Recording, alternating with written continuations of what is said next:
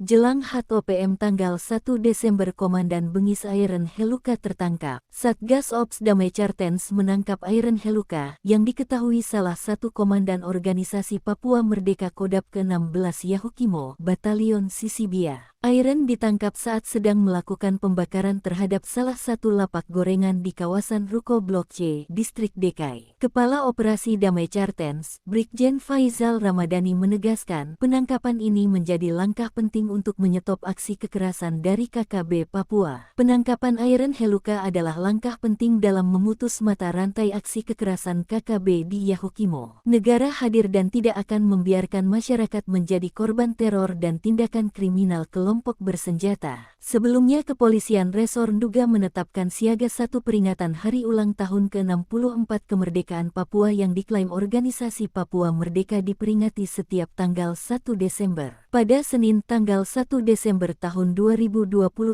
ratusan personel disiagakan di beberapa titik yakni Distrik Kenyam, Yahukimo, Nduga dan Dekai. Ratusan personel gabungan pun melakukan patroli keliling kota hingga pinggiran. Hingga pada pukul 3.15 waktu Indonesia Timur ketika Polres Yahukimo menerima laporan keributan di pemukiman Jalur 1, tepat di depan Pangkalan 88. Saat personel tiba di lokasi, mereka mendapati 3 orang sedang melakukan pembakaran lapak gorengan, kemudian dihentikan oleh petugas. Dari ketiga orang tersebut, penyidik mengungkapkan bahwa Airen Heluka juga terlibat dalam beberapa aksi kriminal berskala besar, bahkan menjadi pelaku utama dalam pembakaran gedung Samsat Yahukimo pada tanggal 12 September tahun 2025 bersama 2 rekannya JP dan RS yang merupakan anggota KKB dari Kodap 16 Yahukimo. Dari hasil penangkapan, sebanyak 5 pucuk senjata laras panjang rakitan telah diamankan petugas.